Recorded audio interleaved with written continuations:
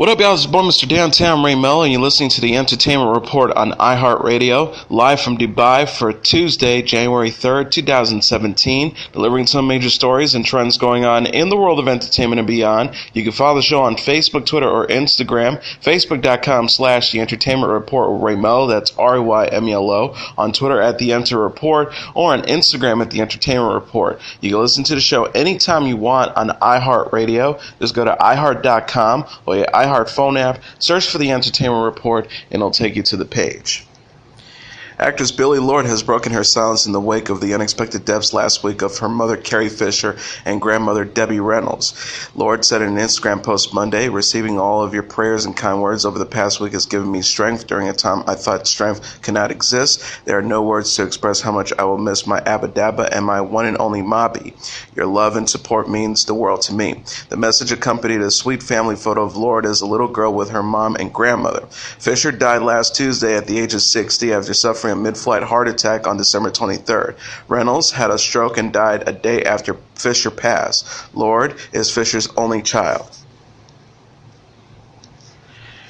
Drew Barrymore, Priyanka Chopra, Matt Damon, Viola Davis, Laura Dern, and Goldie Hawn are confirmed as presenters for Sunday's Golden Globe Award ceremony. Also added to the presenters list are Nicole Kidman, Brie Larson, Diego Luna, Sienna Miller, Jeffrey Dean Morgan, Timothy Olyphant, Chris Pine, Eddie Redmayne, Amy Schumer, Sylvester Stallone, Justin Theroux, Milo Ventimiglia, and Reese Witherspoon. The Hollywood Foreign Press Association will present the prizes for excellence in film and television. Jimmy Fallon will host the ceremony, which will be airing on NBC from the Beverly Hilton Hotel in Beverly Hills. Liam Neeson says he lost about 16 or 17 pounds to play a thin, haunted-looking Portuguese Catholic missionary in Martin Scorsese's Silence. Nielsen's character in the big-screen epic was tortured for his beliefs and teachings in 17th century Japan. The film co-stars Adam Driver and Andrew Garfield as the young priests who try to find and rescue their mentor. Asked by UPI during a recent roundtable interview with reporters in New York about how the physical transformation he underwent impacted his approach to the role, Nielsen replied, "Martin wanted us, all of us, to drop some weight." He also added, "I thought, okay, well, a good start is to give up the carbs, and some of the boys, Adam, and he dropped 51 pounds, he told me, and I managed 16 or 17 or something like that. So that helps you think, okay, you're physically preparing for something. Denying yourself, which was very appropriate for this Jesus film. Denial is very important." Silence is in theaters now. The stars of Sherlock are opening up about the death of a major character on Sunday's Season 4 premiere. The 90-minute installment saw Amanda Abbington's former assassin-turned-private investigator Mary Watson take a bullet for the show's titular sleuth played by Benedict Cumberbatch, shortly after giving birth to her first child with new husband John Watson, played by Martin Freeman. Mary joined the series ensemble in Season 3. Freeman said in a video posted on social media Monday, "I was pleasantly surprised that Mary had the end that she got just because it was surprising. I like being shocked, and I was shocked." Abbington revealed, "I knew from the very early on that Mary was going to die. They were going to kill her off. As an actor, you sort of crave that dramatic, that kind of drama. So, being shot in an aquarium by the secretary of some lady, it is so exciting to do that." About 8.1 million viewers in the United Kingdom tuned in for the season premiere of the BBC. The show also returned in the United States on PBS, but the viewership numbers were not immediately available. Freeman and Abbington, who are the parents of 2 children in real life, recently announced they had split up after 16 years together.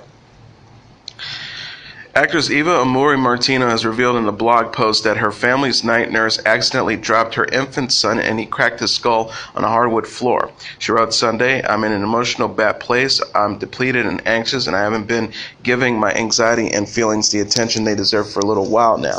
I've been hoping that powering through would get me to the other side, but I finally realized that feelings don't work like that." She then went on to describe an awful November incident involving her young son, Major James, who is now 3 months old. She explained a couple of days after Thanksgiving, our night nurse fell asleep while holding Major and dropped him, and he cracked his head on the hardwood floor. Kyle and I were sleeping at the time, and we were woken by the sound of his head hitting the floor and then hysterical piercing screams.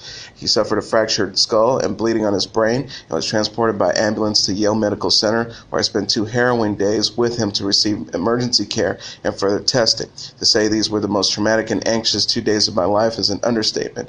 If you read my post about choosing home birth, you know that I have an irrational phobia of hospitals. To be in one for 2 days under such circumstances was nearly unbearable for me, not to mention how scary and emotional those days were for the entirety of our family. She wanted to say her baby is completely fine now. She noted, though he had the fraction, some skull displacement and bleeding, the skull did not touch his brain and the bleeding was localized. Further MRIs showed no brain damage, and we were discharged by experts in pediatrics and neurology with as excellent of a prognosis as we could have ever hoped for. We were absolutely divinely lucky that day. He had no other broken bones and no spinal effects whatsoever. He has been healing well, hitting milestones, cooing, smiling, and generally showing us that he is and will be okay as he grows and develops. Martino is the daughter of actor Susan Sarandon, says she waited until now to share her story because she was focused on her son's recovery and worried about people on the internet unfairly judging her. She added that the extremely upset and remorseful nurse is no longer working for our family, though we forgive her.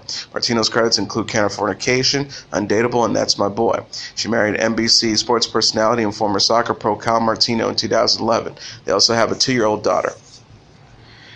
Dick Clark Productions is denying allegations it was responsible for Mariah Carey's disastrous New Year's Eve performance, then exploited the situation for ratings, as her camp has claimed. Carey's mini concert in Times Square Sunday night was marred by technical difficulties and frustration. The pop star did very little actual singing during the high-profile event. A vocal track reportedly malfunctioned and her earpiece failed, tripping up Carey during her set for Dick Clark's New Year's Rockin' Eve with Ryan Seacrest, which DCP produced for ABC. To fill the void, Carey invited the audience to sing along with the music. As the technical issues continued and her dancers kept going, bits of pre-recorded songs could be heard in the background, but Carey, for the most part, did not sing. Nicole Perna, a representative for Carey, told Billboard magazine the production she set her up to fail. Singer's manager Stella Balachiniff also blamed the show's producers for the blotched performance. Balachinoff said, "We told them, the stage managers, that the in-ears were not working 10 minutes before the performance.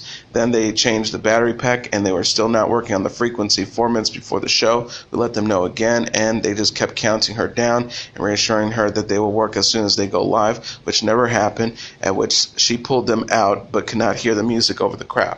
She added, "After the show, I called Dick Clark Productions' Mark Schimmel, and I said, 'What the hell happened?' He says, 'Let me call you back,' then called me back and confirmed that the in-ears were not working and asked if I would make a joint statement. I said, no way. I asked him to cut the West Coast feed. He said he could not do that. I asked him why would they want to run a performance with mechanical glitches unless they just wanted eyeballs at any expense. It's not artist-friendly, especially when the artist cut her vacation short as a New Year's Eve gift to them." DCP swiftly defended itself against the claims.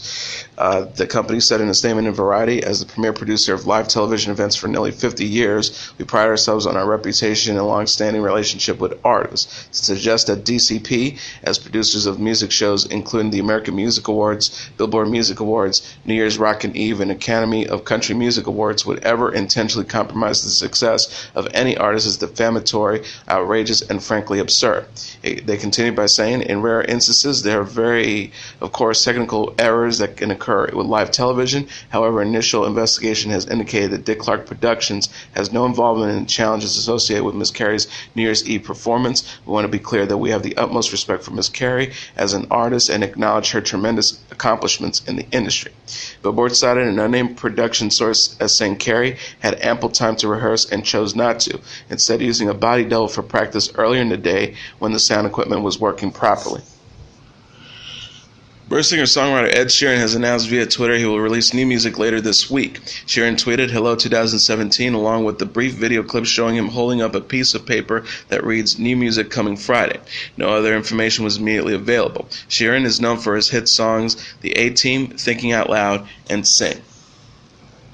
And now let's take a look at what happened on this date in entertainment history. On this date in 1952, Dragnet TV show debuts. Just the facts, ma'am. On this date in 1952, Sergeant Joe Fry's famous catchphrase enters American homes via a new entertainment device, the television. A popular radio series since 1949, the police drama Dragnet became one of the first TV series filmed in Hollywood instead of New York. It also began a long, nearly unbroken line of police crime and police TV dramas, continuing into the present day with the ubiquitous Law & Order and CSI and their seemingly endless spin-offs. The driving creative force behind Dragnet was its producer, director, and star Jack Webb, who portrayed a laconic Los Angeles Police Department Sergeant Joe Friday. After playing a small role in the 1948 film Nor He Walked by Night, Webb created a radio series for the NBC network like that. The film was based on actual LAPD cases. As the narrator of the show, Webb provided a matter-of-fact commentary on how the police department worked and how detectives went about solving the specific cases. When the hit radio series moved to NBC's television Thursday night schedule, Webb and the actor who played Friday's partner, Barton Yarborough, moved with it, though Yarborough died of a heart attack shortly after the pilot aired. He was replaced by a series of actors over the years, including Barney Phillips, Herb Ellis, Ben Alexander, and Harry Morgan. The TV show was an instant success, locking down a spot in the top 10 through 1956 and spawning numerous imitators, not to mention a hit record based on the distinctive four-note opening of its theme song. As formula was simple and consistent, a prologue, the story you're about to hear is true, the names have been changed to protect the innocent, and a fade-in on a shot of Los Angeles, each showed unfold almost like a documentary following the sometimes mundane workings of the police detectives as the case moved towards its inevitable conclusion, the capture of the guilty perpetrator, and a voiced description of his or her fate. Based on the show's success by the mid-1950s, Dragnet was watched by more than half of American households. Warner Bros. Released a film version in 1954. The series reached the end of its initial run in 1959, but was revived in 1967 and ran for 3 more years. By the late 1960s, Friday had begun to be more openly vocal, the conservative views of the show's creators, issuing lectures on the importance of God and patriotism that were meant as a warning to the growing hippie counterculture of Vietnam-era America. In the years to come, despite a 1980s revival after Webb's death, Dragnet would be eclipsed by the popularity of such crime-themed dramas as The Mod Squad, Hawaii Five-0, Hill Street Blues, and the reality series Cops and America's Most Wanted.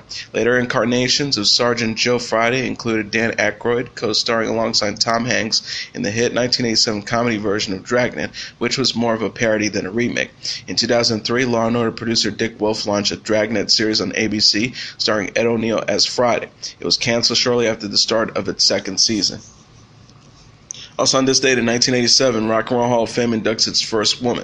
In 1986, the Rock and Roll Hall of Fame announced its first group of inductees: Buddy Holly, Chuck Berry, Elvis Presley, Fats Domino, James Brown, Jerry Lee Lewis, Little Richard, Ray Charles, Sam Cooke, and the Everly Brothers. Since then, the Hall has added a new class of inductees each year, expanding by January 2008 to 209 honorees in 4 categories: performers, non-performers, sidemen, and lifetime achievers. The category in which the Hall is most conspicuously lacking, however, is women. Of the 159 total inductions in the performers category, 135 have been of male solo performers and male groups. Only 10 solo female performers and 13 groups containing at least one female performer has been added since the Hall admitted its first woman, Aretha Franklin, on this date in 1987. A combination of history and Hall of Fame policy help explain the gender imbalance. To be considered for induction in the Rock and Roll Hall of Fame, candidates must have released their first album at least 25 years earlier. This means that in its first 10 years of existence, the Hall of Fame considered only female rock and roll figures from the 1960s and earlier, a period during which there were relatively few prominent women working in what would generally be considered rock and roll. There was Aretha. There were girl groups like the Supremes and Martha and the Vandellas, inducted in 1988 and 1995 respectively, and there was Tina Turner, inducted with her former husband Ike in 1981. But beyond those obvious circles, the Hall has to look to 3 women: Laverne Baker, Etta James, and Ruth Brown, who were really more R&B than rock and roll. In its second 10 years, women fared better with the Hall of Fame as artists like the Jefferson Airplane, Joni Mitchell, and Bonnie Raitt and the Pretenders became eligible for induction. Still, considering how many female artists and groups are likely to be given serious consideration in the coming years, the Hall's roster of honorees is a striking reflection of how much rock and roll has been and continues to be a man's world. For the record, the solo women and groups containing women who have been inducted into the Rock and Roll Hall of Fame as of 2008 are in the order of induction: Aretha Franklin, the Supremes, Laverne Baker, Ike and Tina Turner, Ruth Brown, Etta James, Martha and the Vandellas, Janis Joplin, the Shirelles, Jefferson Airplane, Glass Night and the Pips, Joni Mitchell, The Mamas and the Papas with Cass Elliot and Michelle Phillips, Fleetwood Mac with Christine McVie and CB Nicks, The Staple Singers, Dusty Springfield, Bonnie Raitt, The Talking Heads, Brenda Lee, The Pretenders with Chrissie Hynde, Blondie, Deborah Harry, The Ronettes, Patti Smith, and Madonna. And as your entertainment report for Tuesday, January 3rd, 2017, I'm your host, Mr. Downtown Ray Melo. I'll be back tomorrow to deliver some major stories and trends going on in the world of entertainment and beyond. You can follow the show on Facebook, Twitter, or Instagram. Facebook.com/The Entertainment Report with Ray Melo. That's RAYMELO. On Twitter at The Enter Report, or on Instagram at The Entertainment Report. You can listen to this episode or any previous episodes of The Entertainment Report anytime you want on iHeartRadio.